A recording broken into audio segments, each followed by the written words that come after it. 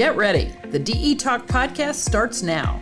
Insightful conversations and dialogue helping you put the human factor back in HR. Conversations focusing on diversity, equity, inclusion, and belonging are abundant in today's workplace. As we look at driving change and progression, how do we leap off the treadmill of DEIB and move on to a better path forward that thrives on inclusive hiring and retention? At Direct Employer's recent annual meeting and conference in Chicago, we welcomed diversity strategist Torin Ellis from the T. Ellis brand and Errin Braddock, Enterprise's Chief Diversity Officer, to the stage to provide guidance on what's impacting the diversity and inclusion landscape today, like AI and ChatGPT, and share takeaways of how to inspire action in workplaces across the nation. So let's get started, okay? You both have a passion for diversity, like I just said, but from different perspectives. So Torin is from more of a recruitment standpoint and consulting, and Errin as a guiding hand in Enterprise's DE&I efforts. He also has an employment law background, so he switched from that to Chief Diversity Officer at Enterprise. So why don't you share, both of you, we'll start with you, you're new to the stage, why don't you share kind of a little bit of information as to how you got into this space? Very thankful for the invitation. My first DEIB con. That's right. Happy to be here. Not your last one. Not my last. Hopefully not my last. Hopefully I'll be invited back. Well, I'm a 22-year recovering attorney. As Katie said, I started off in employment law. I was a litigator. And to get specifically to your question, I think this shifted for me. I've always been somewhat tangentially involved with DE&I just as an employment lawyer. I've always supported the Office of Diversity that we've had at Enterprise for the last 15, 16 years, so it's not new for us. But I remember after the death of George Floyd, the murder of George Floyd, I began questioning myself a little. What am I doing? And really, just to be candid, what am I doing for Black people was what was on my mind. The space is much larger than that.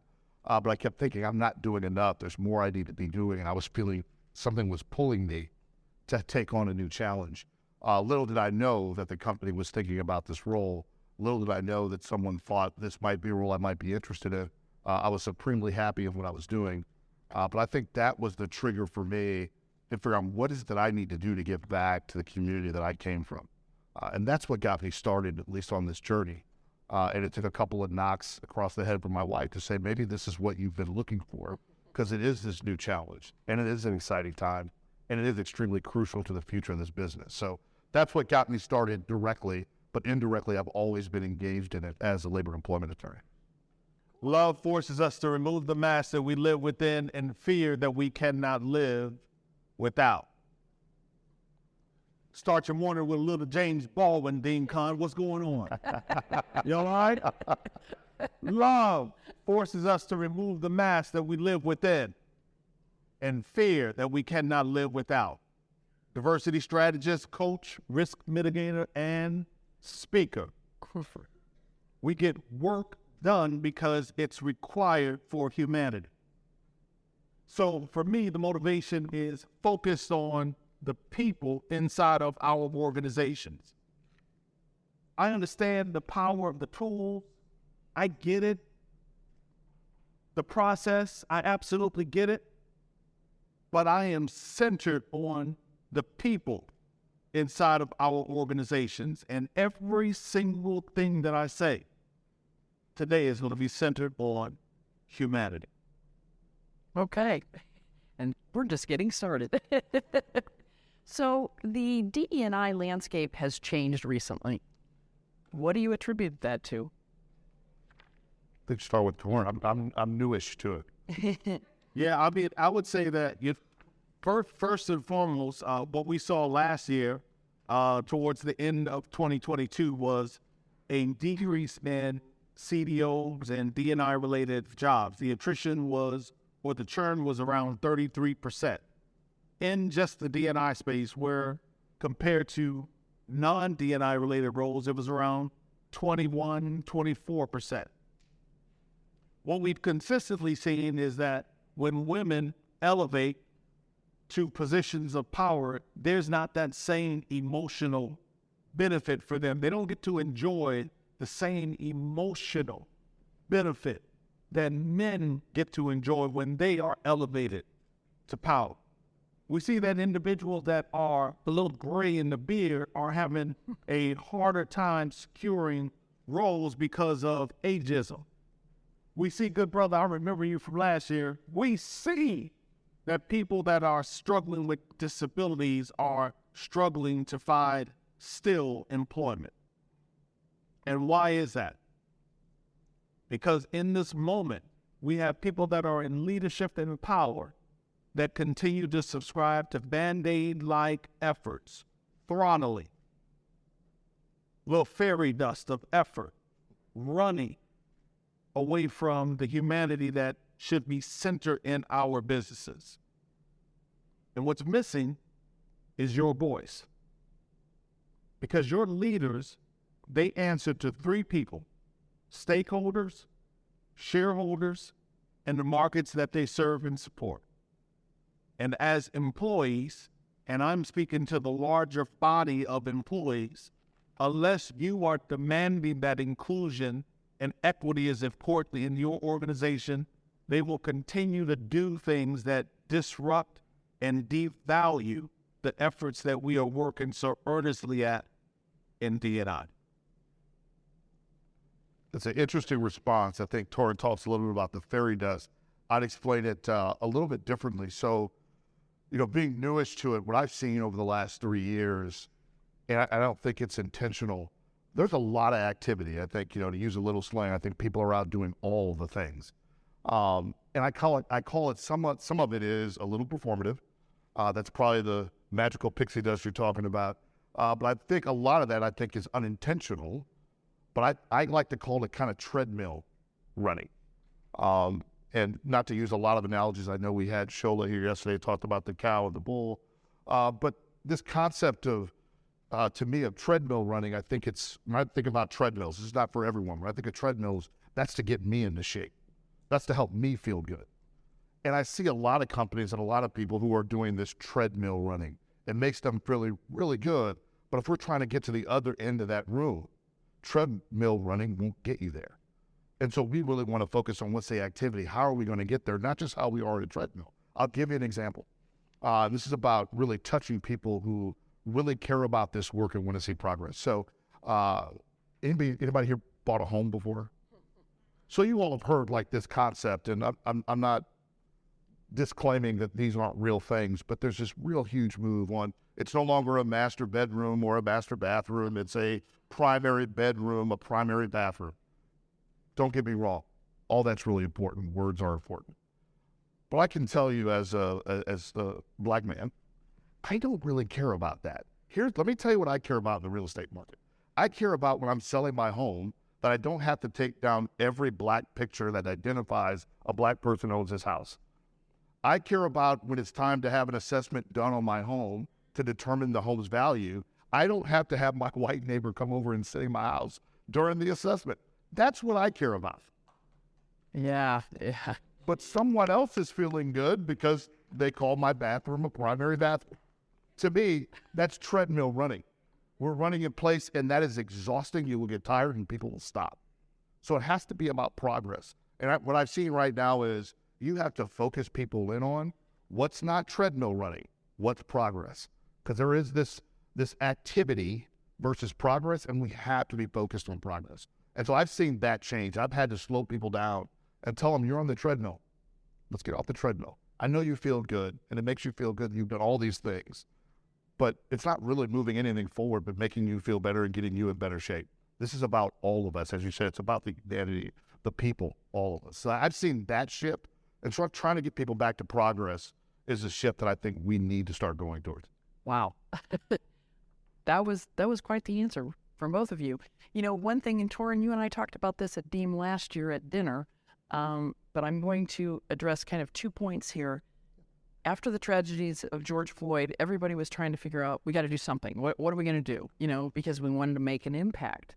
And the one thing I'm very proud of is our head of partnerships here at Direct Employers, also an African-American male, said, we can't just start throwing money around and just say, well, hey, we've done our part. But we started partnering with HBCUs and try to help move the needle, help our members, have those relationships to try and build that impact and help bring people, into our members' workplaces and that sort of thing. What I find, and you and I talked about this last year, I was doing diversity training face-to-face over 20 years ago. We had 22,000 employees, and we did the training 4 hours for every employee. Every employee, 4 hours face-to-face. An additional 4 hours for every manager and above.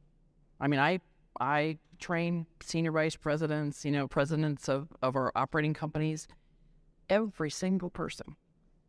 Everything was done in about 2 years. And then diversity training and diversity discussions just kind of went away.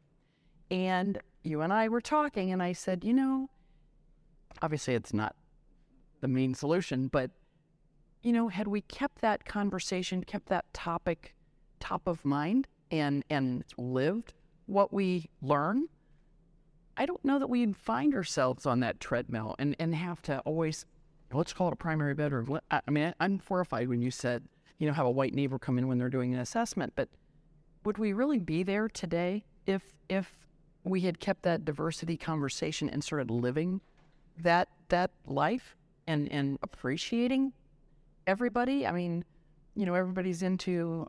sadly, the answer is yes, we'd still be here today. Because the same people that were empowered 20, 25 years ago when you were doing 4 and 4 hour trainings are still in power today. So the truth of the matter is you cannot deny the reality of where we are right now and why we are here. So I would say if we're going to focus on training, first and foremost, add certification to the equation. Training is kind of like, just look around the world. This is training to a degree. Some people are engaged, some are not, some are in the hallway. Training is one of those things where you don't have to really validate that you were embedded in the information. Certification forces you to regurgitate, to perhaps put in practice what it is that you say you learn. I can hold you accountable when I certify you. But it's not just unconscious bias or sexual harassment, data loss prevention. It's a variety of subject matter over a variety of modalities. I go into organizations and look at learning and development as one of the value points, and it's amazing to me how many large organizations do not include white papers, academic readings, books, podcasts, documentaries, all of that to help in this training of humanity. We'd rather watch stale, boring corporate video and not watch Crip Camp on Netflix. How many people in the room have watched Crip Camp on Netflix? You see, look at the room. You got like 5 or 6 hands right here. Judy Heumann just passed away 3-4 weeks ago. You don't know who Judy Heumann is, and you haven't focused on visibility in the D&I workplace. She passed away 4 weeks ago. She's centered in that documentary. I have all of my clients watch Crip Camp. That is total learning and development. It's interesting. So, Torin, you started off with a James Baldwin quote. But I've got a real affinity towards James Baldwin. I think he said, not everything faced can be changed, but everything changed has to at least be faced. And I think that's what's happening with training. Originally, it is, I think, for the ignorant. It's for the people who don't know, but who want to do better. Training can help those folks. But there are also people who don't know, don't care. Training doesn't help them. So what you really need to do for those folks is accountability. And so as we see this training aspect of would you have been there 20 years from now, and I understand the power struggles might be different. The room still look the same. The struggle still continues. But I think that's because we thought, I'm going to say collectively we, since I'm now a part of this journey with you, Torin, and with you as well, Candy, is that we thought training was the answer. So you can watch Crip Camp, you can watch all those things, you can have this holistic training approach. But at the end of the day, if there's no accountability, it doesn't matter because it doesn't force those who don't want to learn and don't want to do. And so figuring out how we drive accountability in this space, that becomes what's most important. Training is the baseline. You have to have it. You have to face it. But if you don't have accountability to go with it, we'll be back 20 years from now having the same conversation. Well, I'm going to hop on that frequency real quick. And when we talk about accountability, it's not always punitive. Correct. Accountability can be beautiful and aspirational. So one gem that you can take away, every single person in the audience can do this when they get back to the office on Monday. Right? And you can do to go to your HR team and just have them add to the performance evaluation one question. What did you do to support our company's D&I efforts? You. And when I ask it of you and you and you and you and you, one question. What did you do to support our D&I efforts? And your response may be, well, I went to this event. I introduced the recruiting team to this organization. We set up a shop, a booth pop-up in a community. Awesome.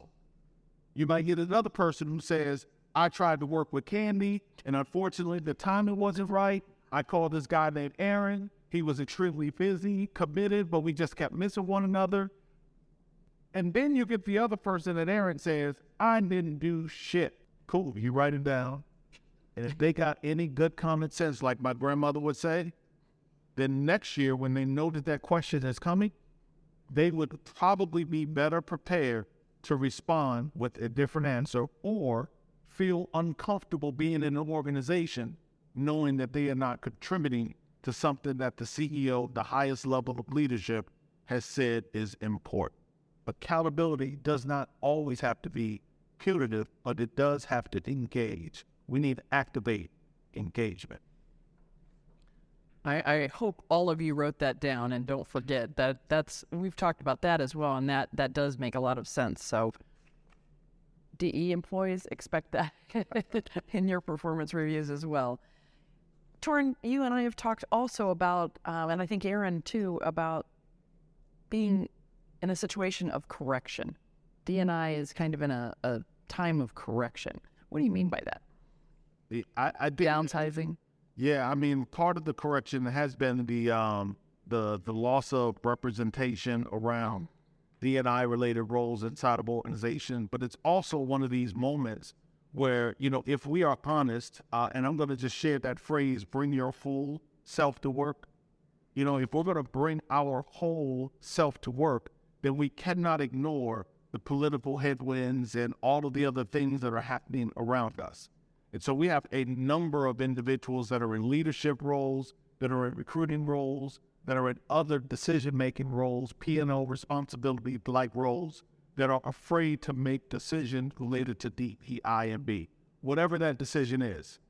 And they are being influenced by what they are hearing in the media. They are being influenced by conversations that are taking place in political circles. That influence is weighing heavy on them. You have to be willing to push back. I always say the number one rule for doing D&I is being empowered. I can't empower you, John Fox.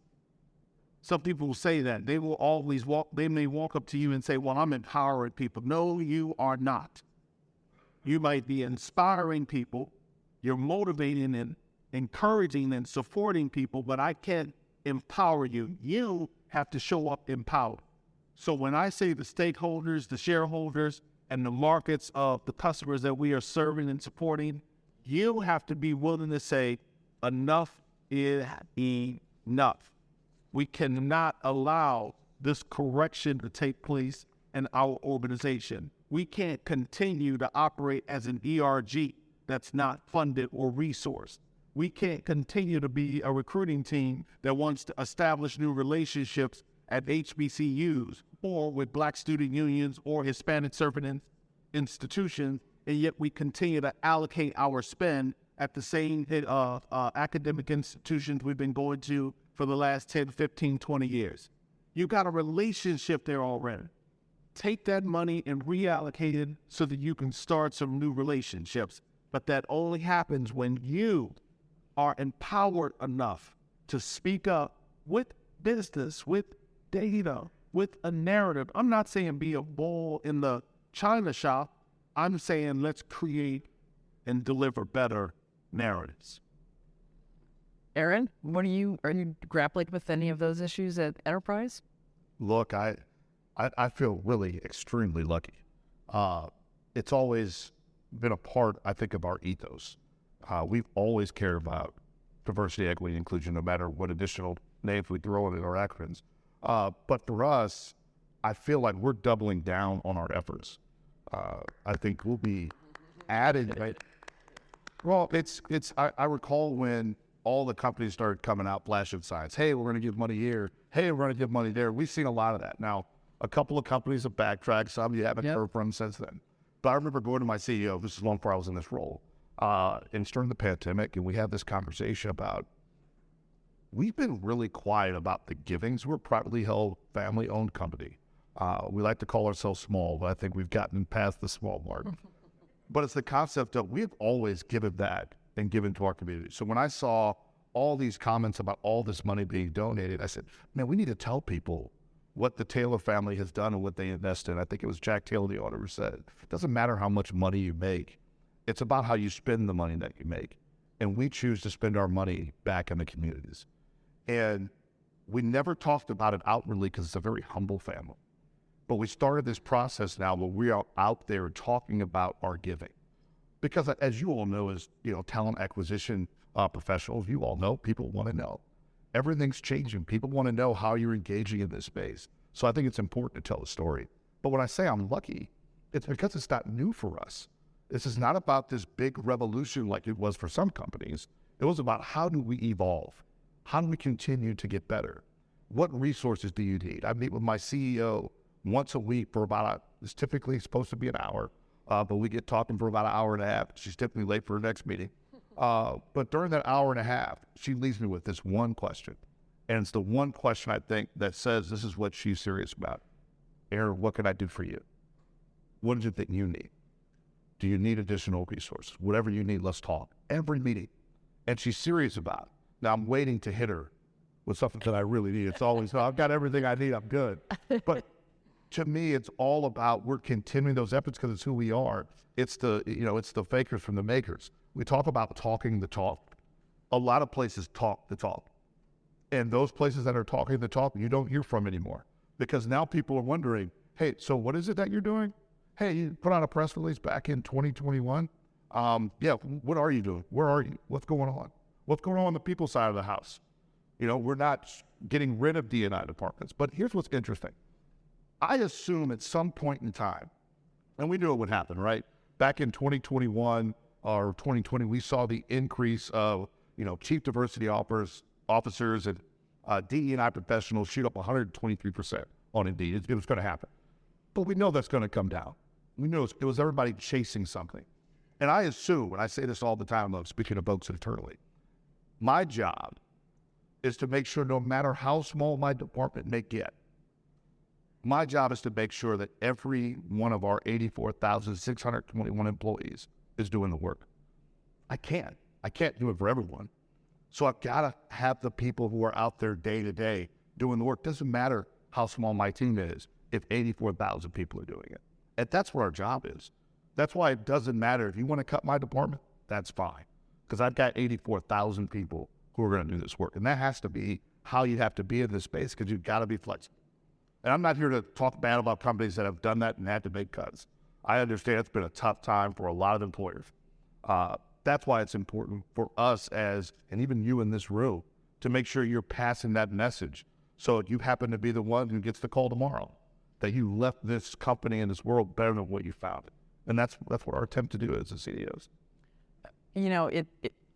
That is obviously for both of you very important information. What I have seen over the years and even trying to do training 23 years ago, what you have to live your beliefs, live what you've learned. Let's put it that way. So, for instance, if a company says we're all about recycling, if you don't have recycling bins in your office, that's kind of where we are. It's like, oh yeah, diversity is important to us, but we don't live, as though it is important. how do you move that needle? Because you're going to have people, hopefully you do have 84,000, but that are living that belief and truly internalizing that. Let's put it that way. There's always going to be people that don't care. What do we do? How do we get to that point where it's as important to all of our employees as it is to the three of us sitting up here? Yeah, I think the accountability piece, and again, Errin hit on it. I'm trying to reinforce it, and I'll try to reinforce it from a different direction. I think the accountability piece is probably one of the most uncomfortable aspects of D&I. In 2018, Larry Fink from BlackRock, he wrote a letter to his shareholders. And in that letter, speaking to shareholders, he mentioned and spoke to the fact that he was going to begin including measurements, some sort of evaluation around your efforts towards D&I for his senior leaders. That was a letter that he wrote to shareholders. In 2017 or so, the Business Roundtable came out and said that we should, as organizations, be focused more on our stakeholders and not our shareholders. The Business Roundtable said, focus on your people and not the dividends and the people on the outside. So we have a number of different positive things that are happening, but we are lacking in accountability. So I'm going to give you just 3 things that I want you to consider. Go to your organization, check your website, and see whether or not your CEO has made a declarative statement that D&I is important in the organization. Should be internal facing, it could possibly be external facing. Number 2, has your CEO reallocated resources to support D&I, headcount and dollars? We don't always have the right people doing the work of D&I. Sometimes we have emotionally charged individuals running and leading D&I, but they don't have the acumen. They don't have the business methodology to impact the bottom line. We need to marry both of them. So we need to put the right people in place leading our D&I efforts throughout the organization. And of course, that requires dollars. And then last but not least, hold leaders accountable. Period. Declarative statement, reallocation of resources, and hold leaders accountable. And to me, that is how we get to the 84,621. 21. My bad. So talk about. That's how we get it. You know, it's interesting, Torin, you talk about this concept of accountability. I think all of you have probably read the studies, right? Like, I think there are bonuses tied to diversity inclusion efforts. And, you know, as someone who is, I tend to be overly practical. I don't know if that's because I'm an attorney by trade. But that stuff gets raised and we talk about it. I get asked about it frequently, and my comment always is, well, do we do that? So one of our biggest measurements for our business is growth. And, you know, our number one really is customer satisfaction. We call it SQI. We judge that. If I've got terrible SQI, and so good SQI, company average like 85%. You've got 85% of your customers who are happy with you. If I'm at 65, do you think they're talking about the bonus that I'm not getting if I'm not at 85? No, I'm worried about my job.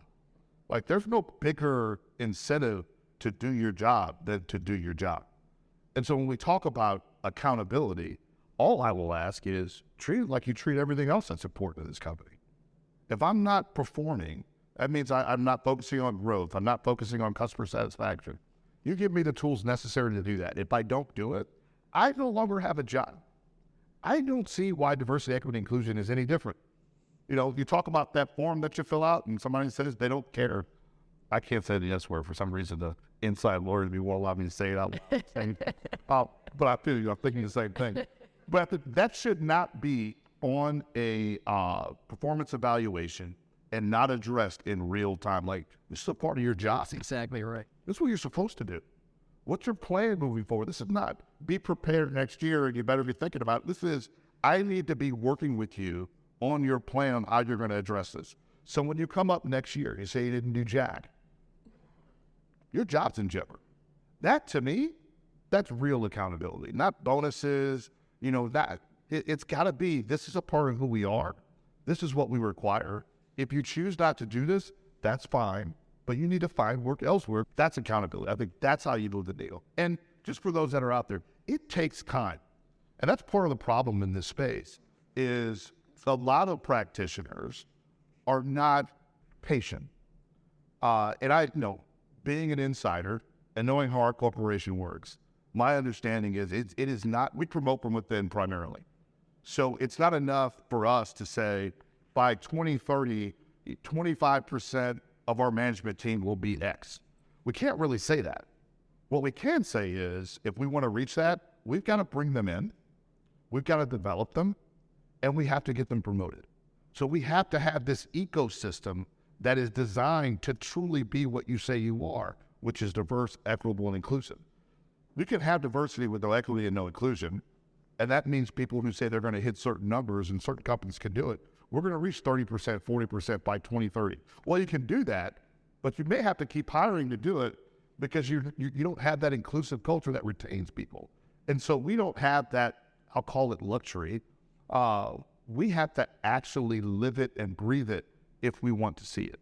And that's a big difference for us at Enterprise. And that's what I'm so proud of is that's what we're tied to. That's what's important to us. So I'm blessed and lucky to work for a company that believes in that and lives that every day. I forgot the question, but I get talking about that. Well, you know what? That's really what people learn from is the passion that you both have and what comes out. You know, it is interesting because we've seen, you know, various companies, and you said it's been walked back a little bit, but, you know, we're going to hire, and I mean, this is the way it was advertised, we're going to hire 20,000 blacks by such and such a date. We're going to hire, you know, 30,000. And, you know, I just scratch my head and go, well, then why haven't you already done that? You know, and you just kind of hit on the edge of it, you know, and you had talked about the video on your website or in your corporate career site or wherever, or your intranet. But if you have a revolving door, I mean, if you needed additional diversity in your organization, why weren't you doing something before? And if you were, and they were walking out, maybe you need to look internally and say, what is our culture here? And I used to always laugh when people would say, from now on, this is going to be our culture. It's like, what? You know, your culture just happens, you know, and I mean, I used to always sit in the corporate headquarters, and I always would laugh because this is going to be our culture. And, you know, people out in the distribution centers and, you know, Podunk, Idaho would say, they don't have a clue what we do here. You know, and that caring, I think, and inclusion of just everybody in that equation is what's so critical. You agree? Yeah, culture is day-to-day interaction, and you don't get to state it. No. You have to live it. Exactly. Yeah. Yeah, I absolutely agree. Well, guys, what do you think about AI? What effect has AI already had, and where are we headed in the future with AI and ChatGPT and on and on and on? So we had a funny conversation just last week about ChatGPT in OFCCP speak and get it right, you know. So what are your thoughts? Yeah, so I knew we were going to talk about this, so I did the only sensible thing anyone would do if they knew they were going to talk about this. I asked ChatGPT. No lie. So I did this last night. I looked up and I typed into ChatGPT. I'm going to mess this up, but I typed it in. It was something on the lines of, "Is AI bad for diversity in recruiting?" I just tapped it and wanted to see what it would say. And I can't remember specifically what it said, but in short, it said, no, it's good, but you have to recognize that it's only as good as the information that's out there with maybe a westernized view, and so it may have a slant, essentially. And then it mentioned, but you have to have people. It's kind of like a side note, right? And so, you know, I looked at that and I thought, you know, I love technology. And the one thing you have to realize is it's here. So it's not a function of we get to ignore it or say it's no good or say it's biased and think it'll go away. But no, so it's here to stay. So the question is, how do we utilize it to our best benefit? And the key is, it always has to be people-centric. I mean, I think if you all listen, there was a event that occurred at another shooting, unfortunately. And I think it was a university that used ChatGPT to write the communication that it sent out to its to its students. And it said all the right things. It talked about grieving for the family. It talked about being there for one another. It kind of gave, you know, a little bit of an idea, a little bit of humanness to it. But here's what it couldn't tell you.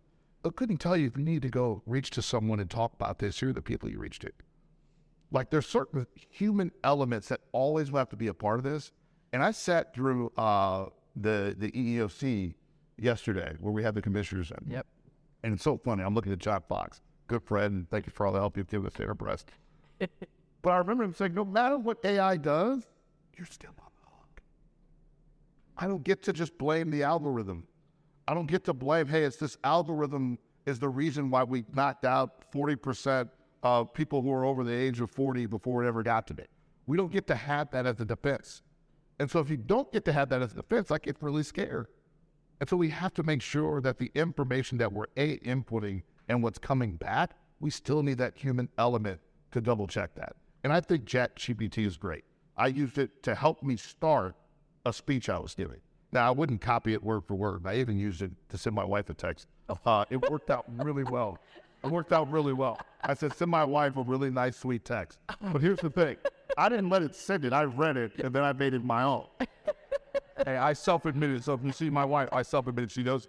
But it needs that human element. We can't count on it to do the job. But we know it. We're all biased, but so is AI. AI is pulling from the bias that we write. It's reading it all, and then it's spitting out its interpretation of already biased material. There's no non-biased material that they get to pull from and spit out an answer. It's everything that's written, everything that's talked about and written with a biased lens. So of course there's got to be bias still within the system. So you always need human checks and balances. But it's here to stay, so we better figure out how to use it. Yeah, in 1896, Frederick Kaufman was a statistician for Prudential. And in 1896, he wrote a 330-page report talking about all of the reasons why African Americans, in the report he called us American Negro, but he talked about all of the reasons why the American Negro could not be insured. 330-page report in 1896.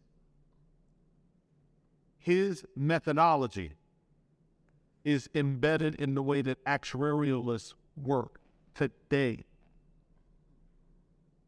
So the problem that I have is that when I go into certain airports or certain corporate bathrooms and I place my hands up under the sink for the soap disposal or for a paper towel, sometimes the machinery doesn't recognize the pigmentation. Wow. Doesn't work.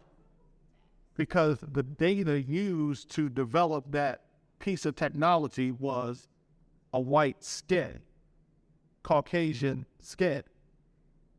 Period.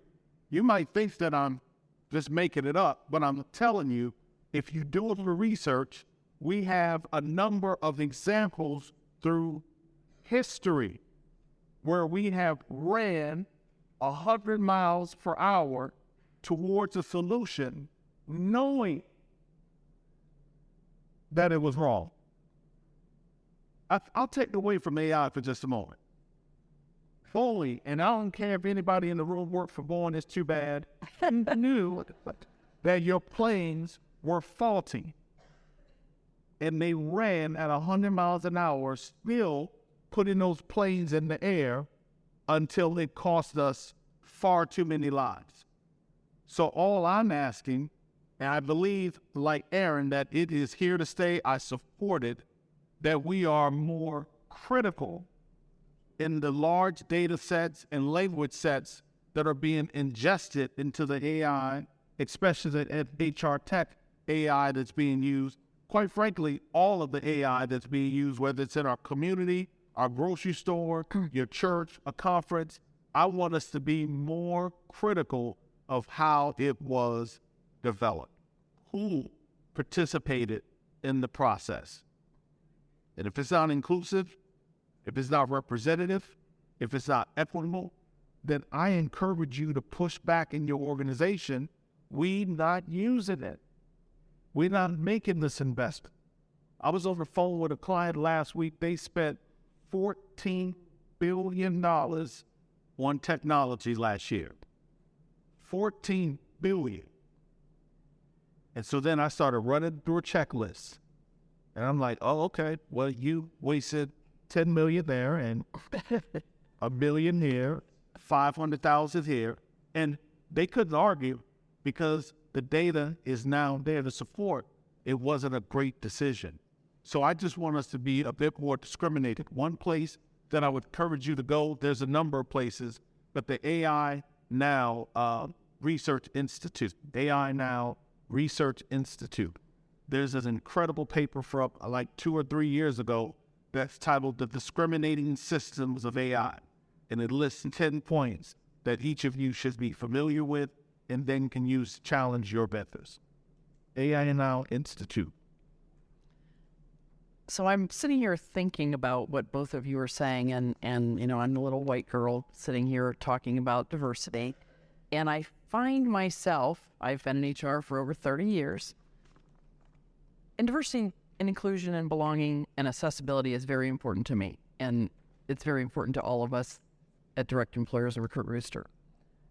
But I also am just thinking about myself and how ignorant I still am, even though I have a passion for it as well. The actually, your comment about, you know, selling a home, I've heard that, but I didn't really understand being in that situation and feeling that. And there was another, the hand dryer. How many white people here would have ever thought about that? I admit that I never did. And that's where we're missing the opportunity to educate, I think. And I don't mean formal training, but just living that message, because we don't know what we don't know. And how do we move that needle?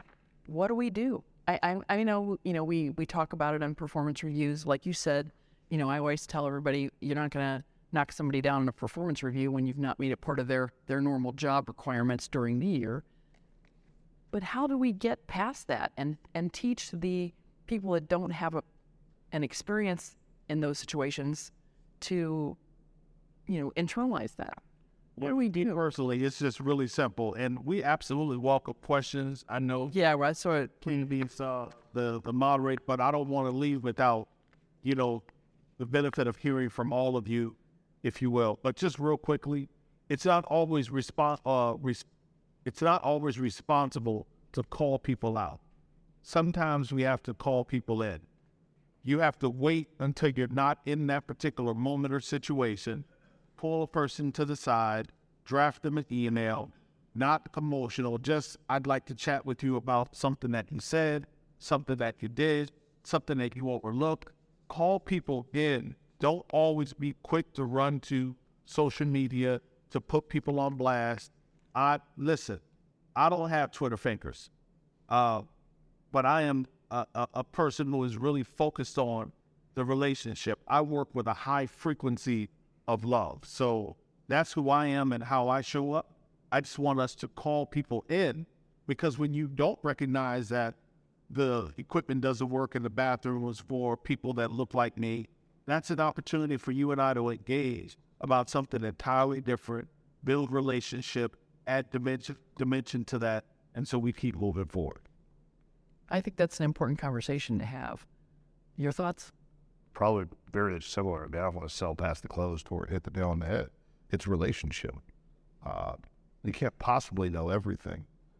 And quite frankly, when I think about it in the context of talking to, you know, my colleagues, I tell them, you should know the people that work for you.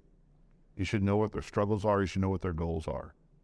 If you know those things just about the people you work with, that's how you start to see change. I don't need to know everything that happens in the lives of a gay colleague, of all people who may have a disability.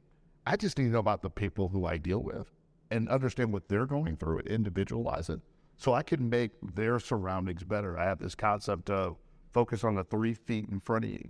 It's a large space, and if you try to do too much too soon, I have a feeling you'll be back on that treadmill. This is about focusing in on relationship and the 3 feet in front of you and what you can do to improve the life and experience of those people you deal with every day. That's how you learn. You don't have to sit in this room to do it. You just have to develop relationships. I think Shola talked about it. He said, hey, come down and just meet people and see people. And yeah, I'll be in front of another room, probably about 1,500 people at a rental meeting next week. And I recognize everybody sits with their buddies, and you don't get to know other people. But that's how you open up and actually learn more, is that individual one-on-one connection, the 3 feet right in front of you. So I think Torin hit the nail on the head. That's exactly it. You know, I have told you about Mary, my mentor, and she was just wonderful. And we could talk. If I said something stupid, she would literally pull me aside, or she would say, hey, I want to talk to you about. Or if I had a question, I could ask her anything. And she was an African-American female, and probably my closest friend to this day. Been retired for 10 years, but she's that person that you can have those conversations with. And I challenge every one of you to find somebody. And I've asked the DE employees to sit around the room and get to know other people, you know. So that's one of those things that use that opportunity to learn, you know, and to build relationships. I mean, I'm all about relationships. Outreach is about relationships. You know, think about how far you can go by getting to know other people. So, all right, you know what? I think next year at DEIB, I'm just going to go ahead and invite both of you back. And what we're going to do is literally just, I'm not going to moderate anything. We're going to literally have an hour of nothing but Q&A and let you guys speak for 5 or 10 minutes, you know, at the very start, and then we just do Q&A. You guys all up for that? All right. I think we've already seen the audience has just learned a lot. I've learned a lot, and I think you've all appreciated what you guys have brought to the table today. So thank you very, very much. This represents just one of the many incredible sessions featured on the DEIMCon agenda this year. I welcome our listeners to join us in New Orleans, April 3rd to the 5th, 2024, for more sessions like this. Visit deimcon.org to sign up for our mailing list for event announcements, programming announcements, and more. Thank you for tuning in for another episode of the DE Talk podcast. Stay connected with direct employers on Facebook, Twitter, and LinkedIn, and subscribe to our emails by visiting directemployers.org/subscribe to receive notifications of new episodes, webinars, events, and more.